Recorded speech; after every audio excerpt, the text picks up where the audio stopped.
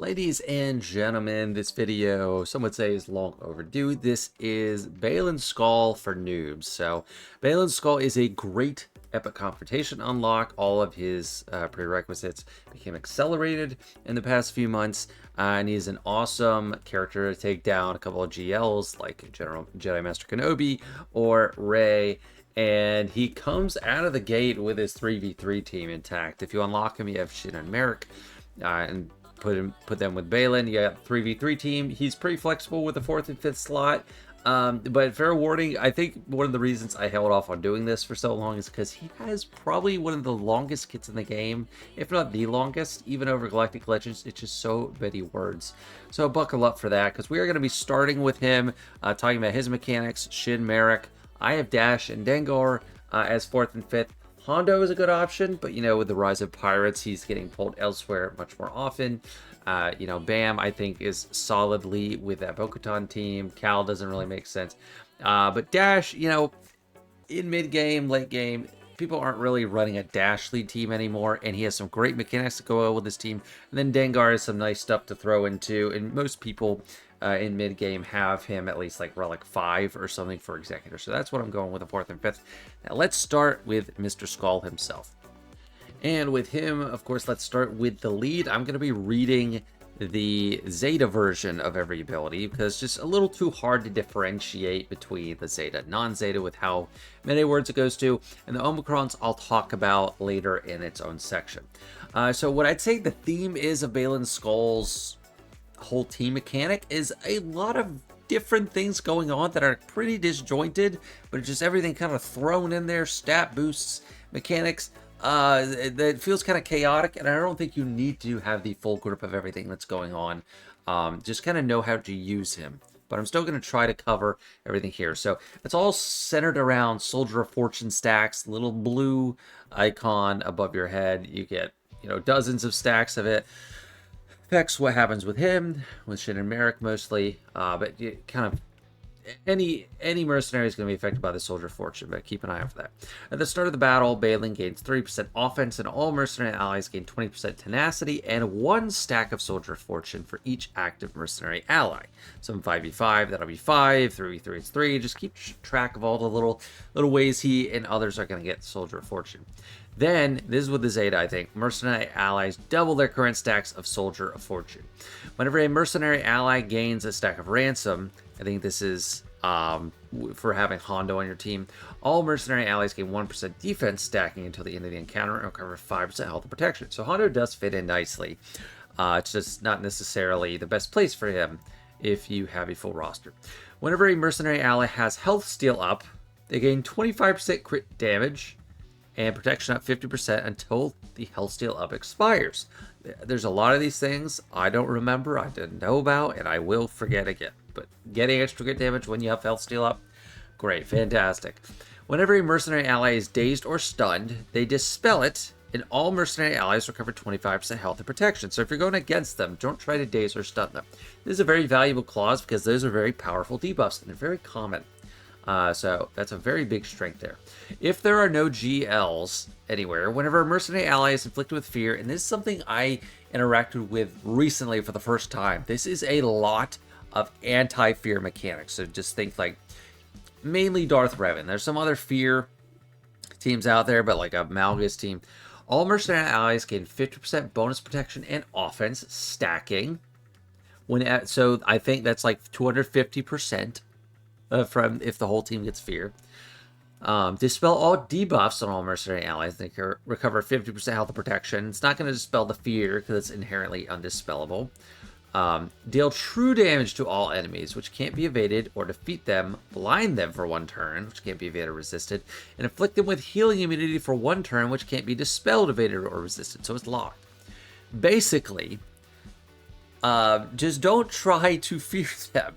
What can happen, though, is you get in a potentially endless loop cycle of you're feared. You can't do anything while you're feared, but you can't really die because you have so much extra health and protection. If you get a turn, you're going to do a ton of damage with all that extra offense. They can't really hit you too much unless they have an attack that can't be evaded. So you're kind of at a stalemate and you kind of get locked up. If you're facing a really fast Malgus team, like all the enemies are really fast, you might want to not do it. But if you're slow enough, you will be able to break free of the cycle and get a hit and kill. Whenever a mercenary ally, and I might have footage for that, I don't know. Whenever a mercenary ally assists or attacks out of turn, they gain 2 stacks of Soldier Fortune. The first time each other mercenary ally falls below half health, Baylan taunts for 2 turns, which can't be dispelled or prevented. So he is going to be coming to the rescue. If someone goes below half health, he'll have a locked taunt. And there's just another mechanism to get Soldier Fortune, assisting or taking out of turn. And the last thing, while taunting, Baylan has 50% defense, 30% tenacity, plus 30% and retribution until taunt expires. That's a very long ability, but it's a lot of things, very specific callouts to fear. So be careful if you use Malgus on them or something like that. Now to the unique. If Shin Hati is an ally at the start of the battle, he gets 5 stacks of Soldier Fortune. If Marrok is an ally, he also gets another 5 stacks. While Baylan is active, him and the big 3 get 10% crit avoidance and 20% evasion. Nice little boosts. Whenever an enemy evades Baylan's attack, he gains 2% offense for the rest of the encounter. At the start of his turn, he recovers 3% health and protection and gains the following effects depending on his stacks. 45 plus. He reflects 45% of the damage dealt to him. 50 stacks. When he attacks an enemy with Purge, he also exposes them. And the 55, and that happens a lot because Marrok deals out the Purge. 55 stacks. Whenever he stuns an enemy, he reduces their speed by 10 stacking, max 100 till the end of the battle. And he does have a stun move for his AoE, so this one not too long. Soldier of Fortune, last unique. It's kind of like the Patience ability for Inquisitors, or like a contract for bounty hunters, just a little add-on with 3 steps. He gets 1 stack of Soldier of Fortune for each relic he has. Whenever Baylan taunts, a random mercenary ally gains 1 stack of Soldier Fortune, and if he has more than 3 stacks, he loses 3 stacks. So he will be cycling through his Soldier Fortune a little bit. Whenever he's damaged while taunting, he gains a stack. So it's just all about manipulating stacks. At the start of the turn, all mercenary allies gain 5% health steal and 2% defense stacking for each stack of Soldier Fortune they have until the start of the next turn. So each him, Baylan, or Marrok, and Shin are going to have these little add-ons that is using the Soldier Fortune to modify the team. So Baylan's giving out a lot of health steal and defense, and others will have other abilities. There's also the Bad Batch Mercenaries have some, and I might look at those just as a cursory view, because there's a lot of mercenaries, but only the newer ones have the Soldier Fortune ability on them. Now for his active moves. Power, such as you've never dreamed. This is my favorite movie, as it's usually his opener. You deal damage to all enemies, dispel all buffs on them, and stun them for 1 turn. And the Omicron's even better. Enemies who resist this stun lose 50% turn meter instead, which can't be evaded or resisted. I'm not sure if it works without the Omicron, but with the Omicron, this even works against JMK. You actually remove their turn meter, which I don't think should happen. He's supposed to be immune to turn meter manipulation, but you do remove the turn meter. Whenever this ability is used, he gets 5% tenacity, and if he has more than 40 stacks of Soldier Fortune, all mercenary allies gain 20% offense for the rest of the battle. Stacking these boosts persist through defeat. Then his next move, typically dispel all debuffs on all mercenary allies, deal physical damage to target enemy 3 times, stagger them, inflict defense down and offense down for 2 turns. So pretty debilitating to that one enemy you hit. And Baylan taunts for 2 turns, and all mercs gain offense up and potency up for 2 turns. So it's definitely juicing you up as well. And the basic physical damage, if it's its turn, it recovers 5% health protection. All mercenary allies gain 5% turn meter and tenacity up for 1 turn. So that's a nice basic. Otherwise, so if it's not on his turn, this attack deals 30% less damage, and he taunts for 1 turn. So he's got a lot of ways to taunt, a lot of ways to give out fortune, a lot of stat modifications. Just really strong overall. So let's move on to his right and left hand people. And there she is, Shin. I tend to think Shin is stronger than Marrok, but I think others might disagree. She's one of those rare characters that has 4 usable moves. One of them is a granted ability, but it's not many people like that. I think of Grandmaster Yoda, and I don't know, too many others. Kylo Ren's ship is like that. OG Kylo Ren. Let's start with Soldier of Fortune ability. Whenever Shin scores a crit or attacks out of turn, she gains a stack of Soldier of Fortune. Whenever she is critically hit, she loses a stack. At the start of the battle, she gains 1 stack of Soldier of Fortune for each relic she has. Pretty standard there. And at the start of each mercenary ally's turn, they gain 5% crit chance and crit damage for each stack of Soldier of Fortune they have until the start of their next turn. So Baylan's giving out that some defense and health steal. Shin is giving out crit chance and crit damage. Her unique. I do not have the Omicron. At the start of the encounter, Shin gains 25% accuracy and 50% offense until the end of the encounter. Very nice. And she ignores taunt effects during her turn. Whenever Shin is critically hit, she gains retribution for 2 turns and 150 speed for 1 turn. So if you hit her, she will be taking a turn pretty quickly. And this is a very nice ability because it can't be stopped or thwarted by like days or turn meter. It's just 150 speed. She's coming for you. The first time Shin gains 10 or more stacks of Soldier of Fortune, she gains a granted ability Clean Escape. That's her 4th ability. For the rest of the battle, if she has less than 10, she can't use it. So this is an ability I typically don't really use unless it's 35 stacks. It's going to have everything. I think it's additive. Like if it's 35, you get the 20 and 10 abilities. For just 10, she dispels all debuffs and gains 30% max health at the end of the encounter. All non-tank allies stealth for 2 turns. So if you do it at the beginning, which the AI likes to do on defense, it tends to do this as soon as it's available. It doesn't seem like much happens. I mean, she's going to stealth. She'll gain max health, but it's like she's not inflicting debuffs or anything. It's just underwhelming. 20 stacks. She dispels buffs on the target enemy, not all enemies. She gains crit hit immunity and health steal up for 2 turns and inflicts defense down on all enemies for 2 turns. Better, but still not very enticing to me. But 35 stacks plus, this is where it gets good. All mercenary allies gain foresight and offense up for 2 turns, very impactful. And she removes 100% turn meter and inflicts daze on all enemies for 2 turns. So that is ratcheted up in usefulness. Remove all the turn meter, daze, you get offense up and foresight up. Very much worth it. So when I'm facing her, I try to manage the stacks of Soldier of Fortune. I don't go for her right away because that is a massively impactful ability, and the AI likes to waste it. But save that until it's going to be worth it. This is typically my opener with her. I have eyes on them. So deal physical damage to all enemies, inflict offense down, and vulnerable for 2 turns. That's going to help out. Shin gains 10% crit avoidance up to 50% for the rest of the encounter. Whenever each of these debuffs are resisted, all mercenary allies gain 30% protection up for 2 turns. So that's a lot of protection up you're going to be getting for the team. If Shin has 10 or more stacks of Soldier of Fortune, gain 25% turn meter and increase the cooldown of all enemies by 1. That is a really strong opener. It's hitting everyone, increasing their cooldowns, giving you protection up, and getting her 25% turn meter. That is a really good move. That's why I spam it as soon as it's open. Her next move, next special. Deal physical damage to target enemy and stun them for 1 turn. Also good. Shin gains crit damage up and riposte for 2 turns. If Shin has more than 15 stacks with Soldier of Fortune, attack again, always scoring a critical hit if able, and decrease the cooldown of Clean Escape by 1. That's the granted ability. If target enemy is inflicted with Purge, Shin inflicts buff immunity on them for 2 turns and deals 10% bonus damage for each stack of Purge they have, max 60. So a pretty big single target damage move, but still I will pass up on it every time for I have eyes on them.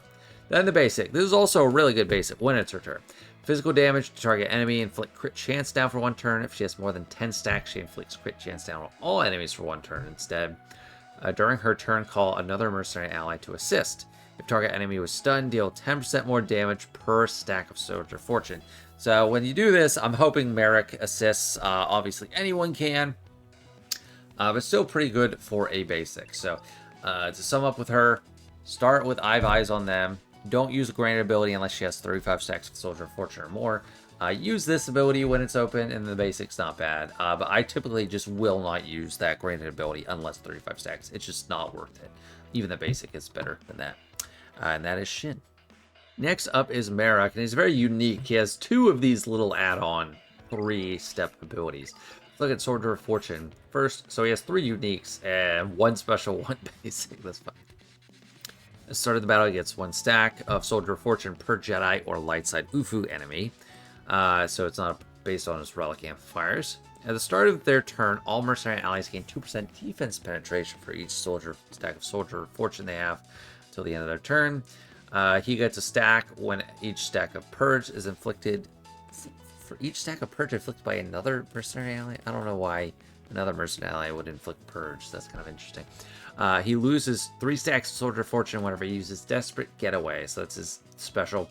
Whenever a mercenary ally gains a stack of Soldier of Fortune, they recover 5% health protection. So he's adding some defense penetration for the Soldier of Fortune stacks. That can get up really high. I mean, especially for Baylan, who tends to have more stacks. That could get over 100%. So that's pretty good. And then the health and protection recovery is nice.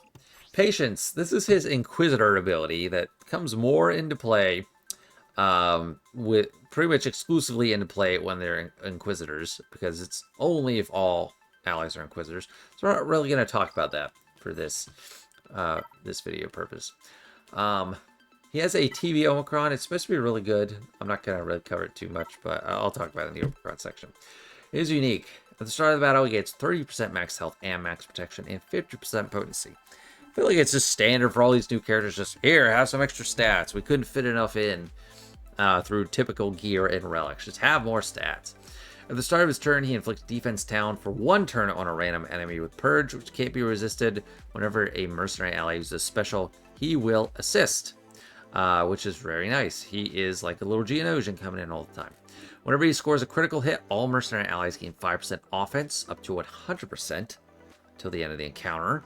So you really want him taking, doing attacks. So I spam his AoE when I can. Just spam specials with allies. You're going to get a lot of offense built up. Whenever an enemy resists a debuff from a mercenary ally, all mercenary allies gain 10% turn meter.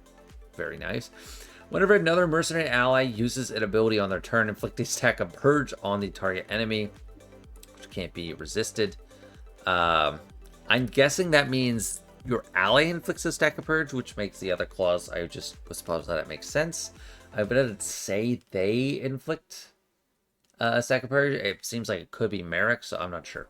Whenever a mercenary ally reaches 20% health for the first time, they get damage immunity for 1 turn. And I think if you go from like above 20%, to 0, you'll just die. You're not going to get it. It's not going to catch you in the middle. Whenever he has 20 or more stacks of Soldier of Fortune, whenever he attacks out of turn, reduce the offense of the target enemy by 20% until the end of their next turn.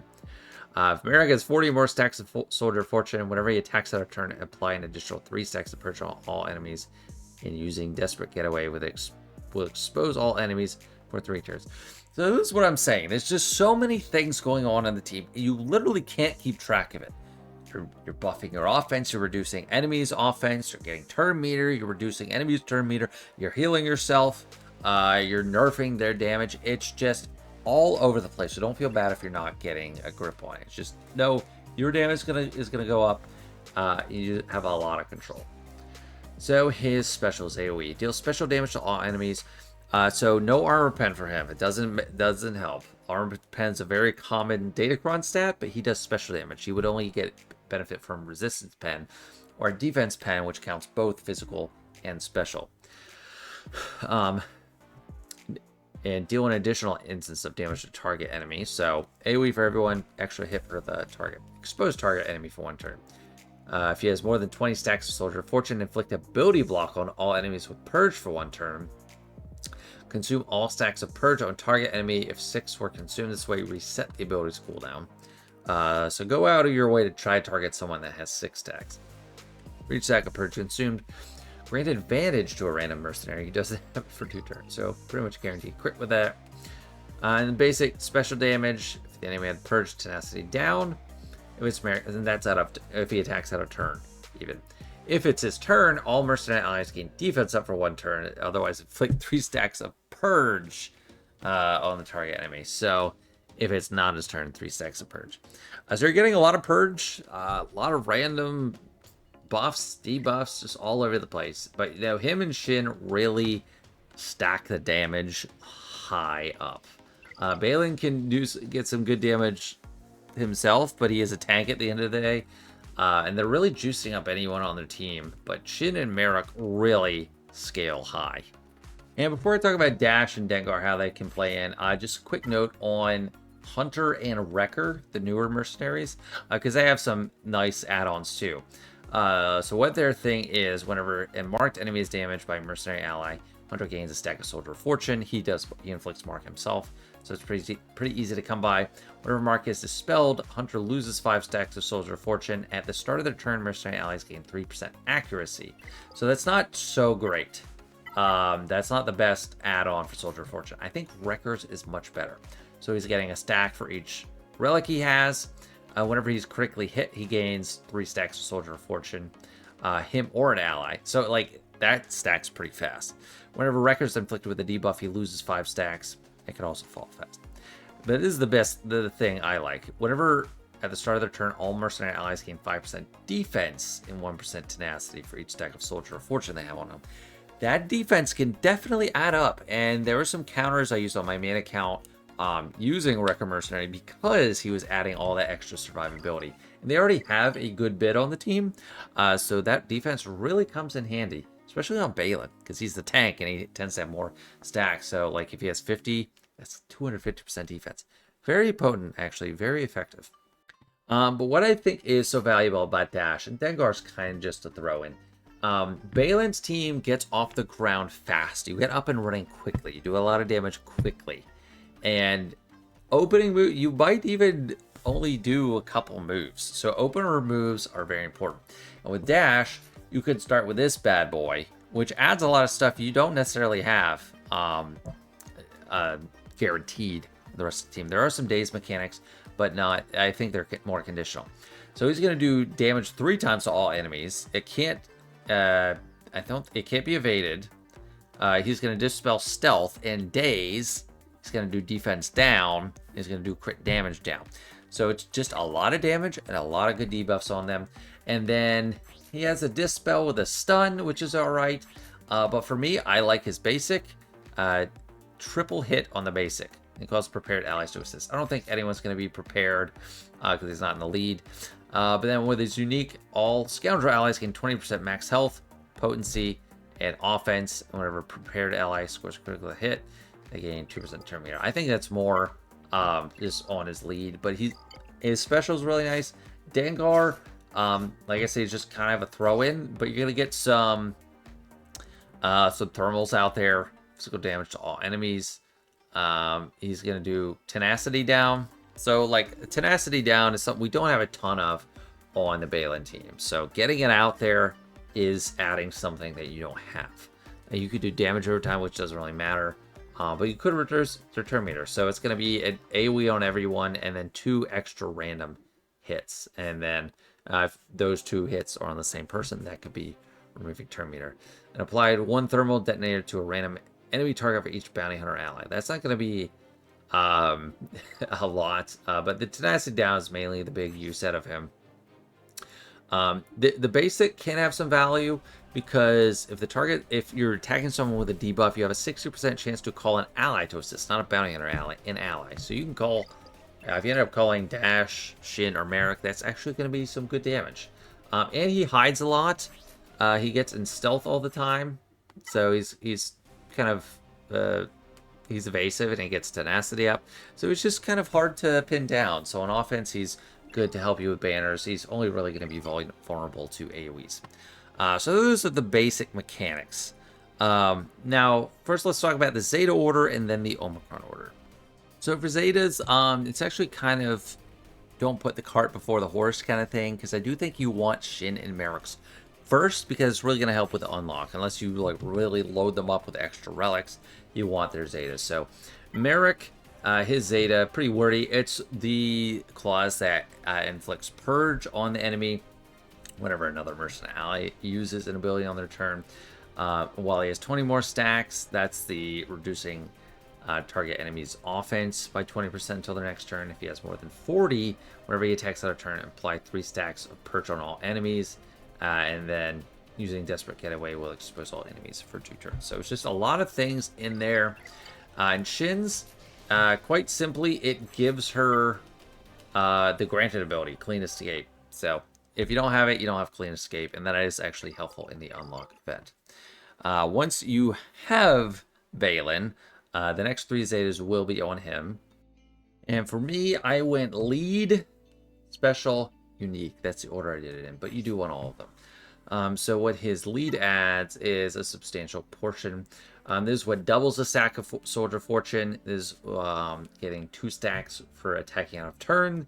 This is the kind of protection clause where if an ally falls below half health, he taunts for 2 turns. That's locked, and it gives them the 50% defense and tenacity and retribution until taunt expires. That's a whole lot, so that's why it's first.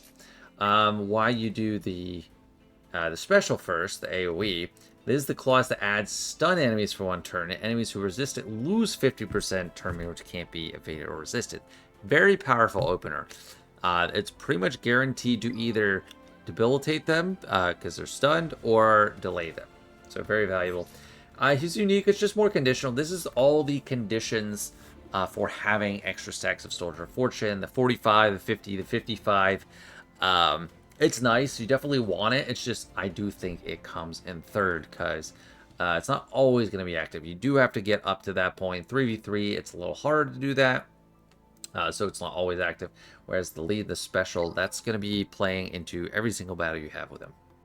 And I think that's everything we got to talk about for Zeta's. Dashes, you don't actually use it. It's for like if he's lead, because all about prepared allies getting turn meter, which as we talked about, you're not going to be prepared. And then Dengar doesn't really do much. Add 3% health protection. It's just not actually useful. Next, we'll talk about Omicrons. And we got 3 GAC Omicrons on Baylan, a TW on Shin, and a TB on Marrok. I'm going to recommend all 3 of Baylan's first, or at least 2. And then Shin's is actually pretty good for TW, but I think TW it's a neglected game mode. The rewards aren't worth it. You're kind of a drop in the bucket. I just wouldn't advise it. And Marrok, it is a good TB Omicron, but it's like a leisure Omicron. You don't actually need it for anything. Absolutely first one is Baylan's lead. So we haven't talked about this part of the ability yet, but this is where he dunks on JMK and really helps him dunk on Ray to a lesser extent. At the start of the battle, he taunts for 2 turns. If there is a non-GL Ahsoka enemy, so this is like Cat, Snips, which will be on the same team most of the time, and Ahsoka Fulcrum. Mercenary allies ignore protection when they damage. That is huge. You don't have to go through the protection. You just hit their health. Massive. You're immune to critical hits and healing immunity. Are you kidding me? Immune to critical hits and healing immunity? Okay, that's a lot. And they expose all enemies and inflict it with them with healing immunity for 1 turn, which can't be evaded. This is a little confusing of the word. When do they expose all enemies? At the start of each of their turns. So you're getting a lot of exposes and a lot of healing immunity. If there are no GL enemies, whenever he taunts, he inflicts enemies with doubt for 1 turn, and he taunts a lot. If Baylan is not taunting, whenever an enemy takes a bonus turn, they inflict with healing immunity for 2 turns, which can't be dispelled, so it's locked. Whenever an enemy gains Foresight, dispel it, and they're inflicted with buff immunity for 2 turns instead. Very nice. Very useful stuff. Whenever because JMK does that a lot, he gives out Foresight. Whenever an enemy gains a stack of Inspire, so this is a direct call to Ray and the Resistance, reduce enemies' evasion by 50% until the end of the encounter. So that's helpful because what happens with Ray, she stacks Mastery. If you have Jedi Training Ray or Cal or someone with Evasion Mastery, they can get out of control. This helps mitigate against that. And all Mercenary allies gain 80% defense stacking and 50% bonus protection until the end of the encounter. This is what will inevitably help him, or hopefully help him, withstand some whirlwinds. All that extra bonus protection. Typically, if you're lucky, he can eat 1 whirlwind from Ray, but he's not going to be able to take multiple without healing all the way back up. Defeated enemies can't be revived. Revive prevention, and mercenary allies can't be instantly defeated. This is like one of the best Omicrons in the game because it just adds so so much. It's a lot of words, and they're meaningful words. It's not like just puff of smoke. That is a lot. That is so good. The clear choice second for me is his AoE. So instead of losing 50% turn meter, if this stun resisted, they lose 100%. And, just in addition, inflict armor shred on all enemies till the end of battle. And give 10 speed to all mercenary allies until the end of the battle, and that persists through defeat. So you're adding extra turn meter removal, armor shred, and some speed. It's just great. It's this great opener. Really awesome. And this one that I do not have yet, this is kind of like the same rationale of why I would say the Zeta is less priority. It's just more conditional. So this is what it adds for 45, 50, and 55 stacks of Soldier of Fortune. If he's damaged while taunting, random other mercenary ally gets speed up. If they didn't already have it, okay, I guess that's fine. But compared to everything he already has, it seems kind of minimal. At 50 up, whenever he attacks an enemy with Purge, he reduces their tenacity by 20%. Okay, if we have like Dengar on the team, we're doing tenacity down, or just we have a lot of potency. That's not that big. 20% tenacity. I'm not like, oh yes, gotta give you that. 55 plus. Whenever he stuns an enemy, he also increases their cooldowns by 1. That's the most compelling. So that is nice. You're going to be stunning at least some people. Well, not necessarily, but like you're attempting to stun everybody. You can increase the cooldowns. Then with Shin, you could come in and try to increase more. You have a chance for extra double cooldown increase. But I've passed up on it. So just take that for what it's worth. Next up is Shin's, and I am already tired of reading these kits. They're so long. That's why it took me so long to get around to this video. But she has a TW Omicron if all allies are mercenary or non-GL UFUs. At the start of each encounter, Shin gains 75% accuracy, 30 speed. All allies gain 50% max health and max protection until the first time Shin's defeated. So basically, don't let her die. All light side enemies are immune to cooldown reduction for 2 turns. Until the first time she's defeated. While enemies are inflicted with Purge, they have minus 50% crit damage and minus 30 speed. Whenever an enemy attacks 3 times, whenever enemies attack 3 times out of turn, she gains 1 stack of Soldier of Fortune. Whenever she gets riposte and has more than 15 stacks, reduce her clean escape cooldown by 3. I don't care so much about that because I don't think it's worth using until later on anyway. Whenever a light side enemy gains damage immunity, they're inflicted with fear, which can't be resisted, and Shin gains a bonus turn. So that's, again, thinking of like JMK, because they put that damage immunity. Damage immunity is not the most uncommon thing anymore, but still, I think of JMK. Clean Escape has additional effects. So 20 plus, all mercenary allies are revived, and 35 plus, target light side enemies' cooldowns are increased to their max value. So very potent Omicron if you are into such things. TW Omicrons, I think they're very low value overall. You only have 4 TWs a month. The rewards are pretty bad, and for it to matter, you would have you have to win. Like either everyone has to do it, and maybe your wall with Shin works, or they're clearing out a key enemy. I know it's like the cumulative effect over time builds up with the Omicrons. I just think they're not super worth it. Merrick's, I honestly don't interact with it too much, but it's a TB Omicron. At the start of the battle, he gets 2 stacks of Soldier of Fortune for each enemy. So it's 10. If Merrick is present, enemies can't be revived. All Inquisitor allies are immune to percent-based health damage.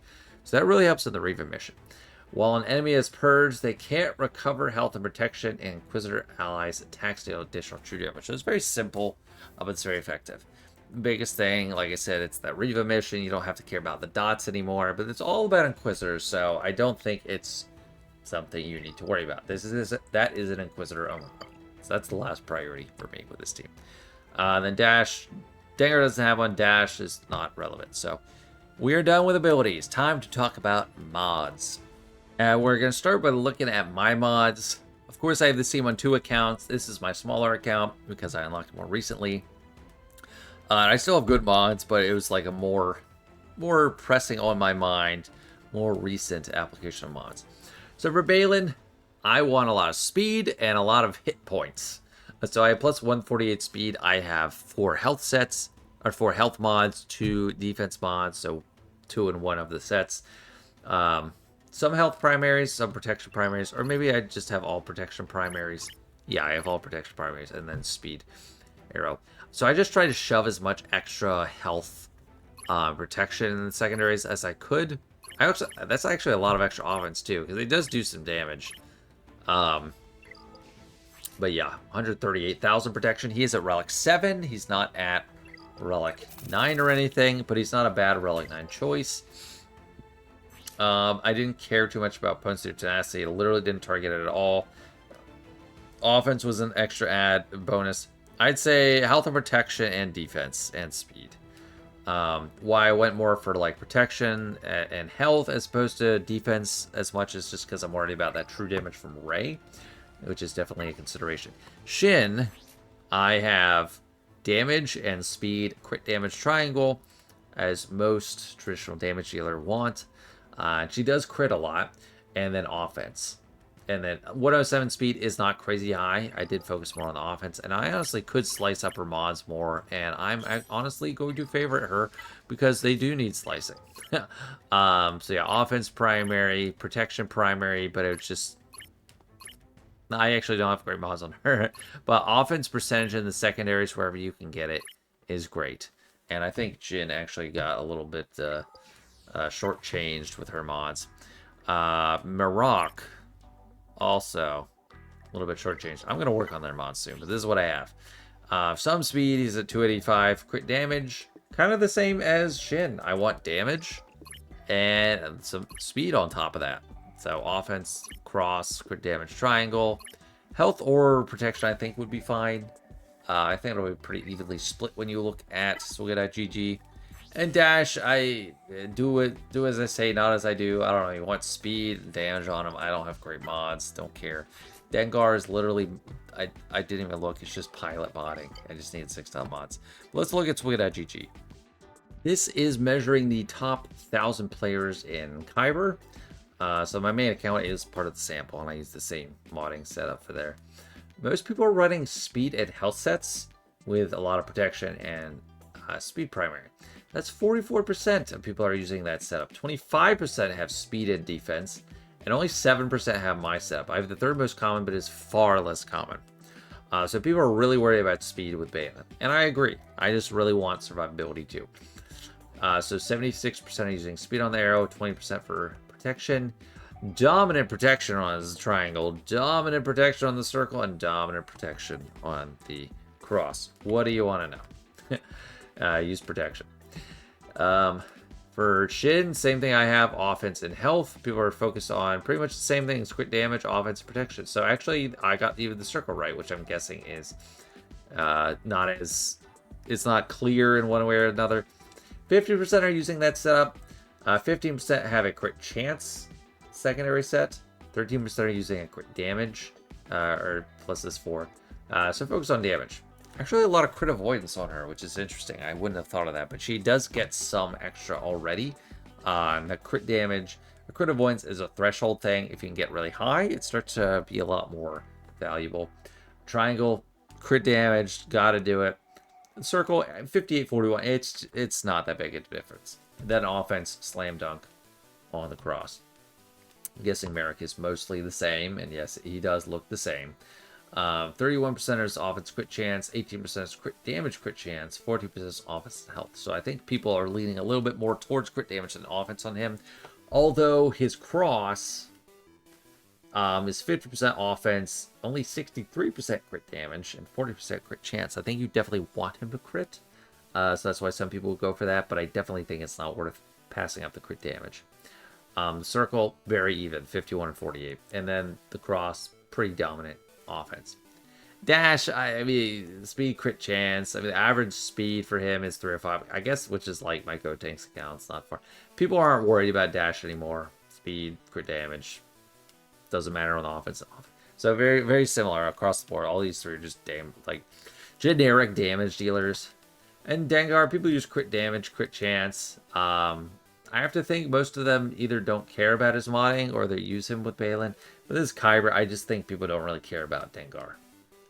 Crit chance because he gets bonuses based on that crit on that AoE, special protection, potency, and plenty of debuffs. So, but Dengar, I can't really stress enough. I think it's more of a 3-man team with 2 warm bodies in 5v5. The core is Baylan, Shin, and Marrok. And I think I have most of the monitoring right. I have a little bit less of an emphasis on speed in the sets. But I have, pretty good speed, 336, and I'm right there. Next, let's talk about what you're going to beat with Baylan. So this is data from the most recent season. I think it's like season 47 or something, or 74. Exactly reversed. But I filtered for Marrok, Shin, and Dash, because I think that's the most common. And I left the 5th open. Some people are using Hondo in these examples, some Akira, some Boba, and Django. It's just not a big deal. But the common emerging theme, this is looking at Erodium, Chromium, and Kyber. Baylan is highly used to take out Maz Kanata, which is valuable because Maz Kanata will destroy like a JMK, a Lord Vader most of the time, any Sith you throw at them. So that's actually a valuable thing. They also are really good against Saul Luther, which is a pretty common defensive team. GL standouts, I've already been talking a little bit about it. JMK, we might see some Raisin here. And actually Ahsoka. This is Ahsoka without Ezra, though. And it's 78%. Gas, 80% for this comp. That's with OG Hondo, though. Let's scroll and see if I find some rays. Some rays of sunshine. Okay. Treya, not really a huge win rate. Zori, I think, yeah, it's pretty good, 91%. They are really good at, like, these A-tier teams that aren't quite, like, S-tier. See Ahsoka with Ezra. If you have Ezra in there, it really falls off a cliff. And this is recent seasons with the role-based Datacron, so that's all factored in. Ezra, more of a no-go. If we search for Rey, might not be as common in High Kyber, but like really good win rate. This is against some crap lineups though. But I'm seeing 82, 90, lower to 50. Let's put Ben in there for sure. Again, if you have Ezra, it's not a no-go, but it definitely does reduce the viability. So a really broad use case selection for Baylan on offense are really, really nice. But on defense, the most common thing to beat them, and this does speak to kind of the value on defense too. Most common thing is JML or Java. So these are some of the less useful counters in like Kyber. I have Erodium and Chromium selected too for this example. Bane's going to take him out. Gungans, it's 57% win rate, but Gungans are actually have been pretty reliable for me. If you have a well-modded Gungans, you have the Omicrons, you have all the Zetas and everything, it's not bad. Riva seems kind of iffy, 60% almost. It depends on what you have. So OG Hondo, so I did the same thing. I selected Dash, Marrok, and Shin, and left open for Hondo or Kira, whoever. Without Hondo makes it better. He's a better character. Gungans are better when there's no Hondo. Lord Vader's gonna beat them. I think that's a pretty easy call. JMK has a hard time, almost 50%. Bo-Katan, another great team, hard time, 44%.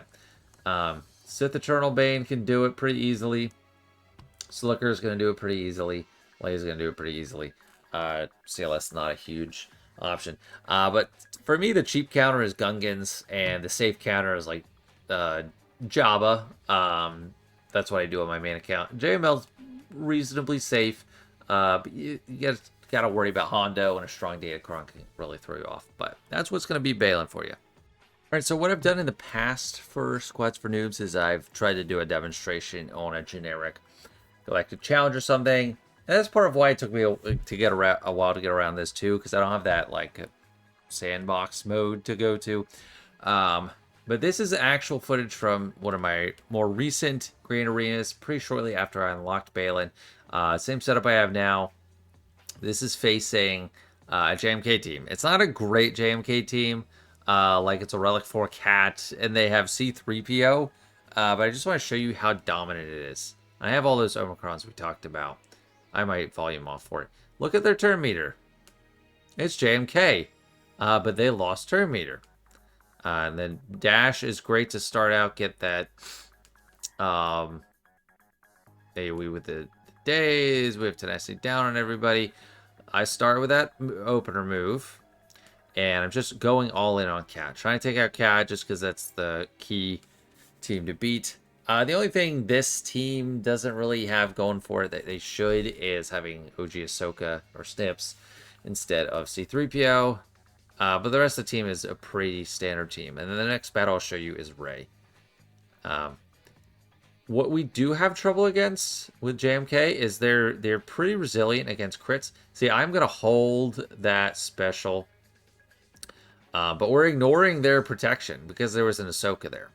So we're not... So I finally crit, and even Baylan with his basic did 100k. Then we saw 100k with Marrok. When there's protection up on JMK, he can kind of hide. I think I just used it, but it was like... It was no impact, so I just don't think it's worth it to go. So I think for Dash, like... If there's a buff you can get rid of, that's when you use that first special. Otherwise, I do the basic. If the AoE is on cooldown. So JMK hangs in there a little bit just because he's ignoring the crits. Use that AoE whenever it comes up. I mean, it's like spamming crit immunity. Dash gets the days, so stops JMK from doing his counterattacks that he constantly does. And it's only a matter of time. He can't hold out forever. He is going down. Once he loses the purple and we start critting. And there, yeah, we're just hitting under the protection. So that's super nice. Super valuable. And the next one is Rey. And this was in a match shortly after I unlocked Baylan. And I tried Starkiller on this team and failed miserably. I didn't get any damage, so I had to come in with Baylan as... a Hail Mary, but it was just like as a redemption move. And I think this one goes really quick because they do not have, unless they get their actual crit avoidance on, which they will, they don't have that much crit avoidance or crit immunity up. But we dispel that. We got the armor shred. Just look at the damage. I think I have it in slow-mo for a reason. Oh no, I turned the speed back on. But yeah, Dash is going. Big hit. I mean, he's not even the heavy hitter. Marrok. I mean, we're just ripping through people. And then by the time it gets to Shin's turn, it's like, well, everyone's the damage me because we kicked their butt so hard. And remember, this is a team, my Starkiller team is modded well. I know what I'm doing. I got nowhere on this team. It doesn't have Ben Solo or anything. I got nowhere. And then Baylan is just manhandling. So your best hope is that they're... And this is, I think, the Rey Datacron that gets a faster ult. So it's actually good for Baylan because he doesn't want to eat whirlwinds. But it's just manhandled Rey. The damage scales so fast. It just gets so high, so fast. It's really just a fun team to use. And I don't think it's very hard to understand what's going on, but it's very easy to use. I think just following that blueprint that I said for like which moves to use when, Baylan, you open with an AoE, and then the special if it's available in the base, it's not bad. Shin, I think is the most confusing. I think stick with first special. I have eyes on them. Don't use the granite ability unless 35 stacks or higher. Spam this if you don't have that one or you don't have 35 stacks. But otherwise, the basic's really valuable. Don't use the granite ability unless 35 stacks. Choose the basic instead. Marrok, spam the special. Target people with a lot of perch. And then Dash, spam his AoE. This is a utility dispel if you need it. And then the basic otherwise for damage. And that's it. Dengar uses AoE or the basic if it's done. And that's it. That's how you use them. I think it's a great team. I hope this helps you understand what you have on your hands. Don't worry if you don't understand everything that's going on. It's way too confusing for anyone to keep up with. I can't keep up with it. I just know big damage, fast, kill people. All right. Thanks, guys, for watching. I hope you enjoyed. See you later.